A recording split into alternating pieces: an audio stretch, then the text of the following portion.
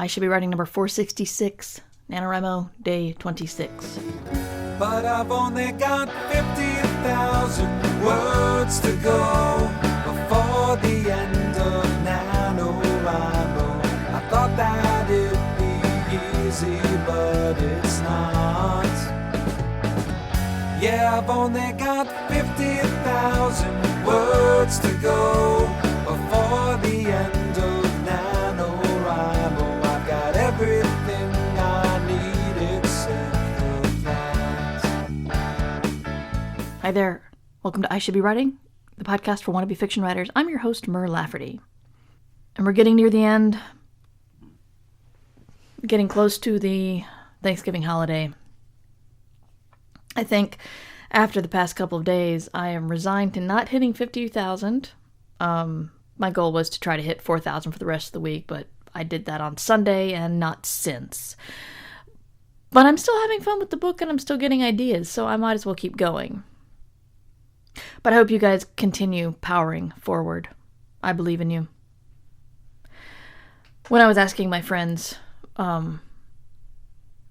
advice on self-care, this one comes from Sherry Priest, author most recently of The Toll, Hugo nominated for her novel Bone Shaker a couple of years ago. And she suggested you need to spend some time with a pet. Now first, if you have a pet, cats are the common writer's pets of choice. For allergy reasons and orneriness, I do not have a cat. I have 2 dogs. But they're still pretty soft and delightful to scritch. And they give you the wonderful, unconditional love. And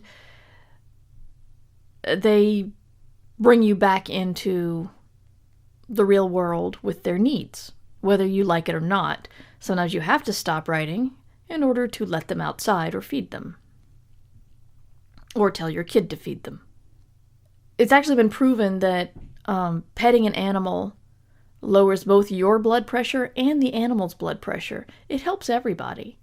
If you don't have an animal and you would like to experience this, you can go to a shelter and ask to walk some dogs. You can probably go to a pet store and just see if you can play with a cat.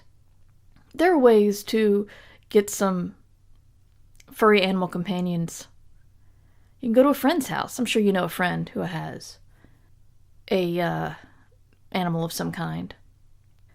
But it's interesting how it really does ground you and makes you feel like things are okay if somebody can look at you or be so relaxed the way animals do. If it's a dog, you could take it for a walk, which will get you sunlight and exercise, both of which also good self-care things. But this is one of those wonderful self-care things that helps out somebody else too. And that somebody is an animal. But, you could be one of those stoic types that's saying you're doing this to help somebody else. You don't need to have your hands full of fuzzy love, but it does the animal good, so you're just helping the animal out. You can go ahead and say that. I will keep your secret.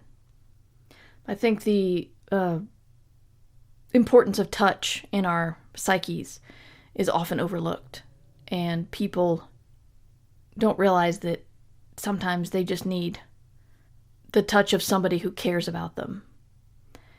And there's some people who don't like that kind of intimacy.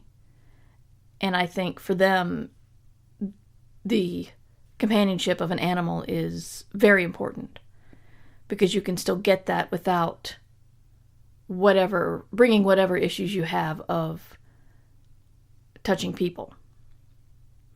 And maybe some people don't need it. You're not going to need everything I talk about in these podcasts. That's okay. But all this is doing is making me really want to go scritch my dog. So I'm going to go eat dinner and scritch my dog and maybe get a couple more words in. But I'm just having fun. I'm at about 27,000 words, but that's okay. That's 27,000 words I didn't have at the beginning of the month. But at the end of the day, what are we looking at? 43,333? That sounds right. And if you're not there, just keep going. Who cares? It's a number. As long as the number's bigger than yesterday, I'd say you're on the right track. Because you should be writing. You can support the podcast and get a full 30 days of NaNoWriMo goodness at patreon.com/MightyMur. Music by John Anelio. johnanelio.bandcamp.com. Used with permission. Thanks, John.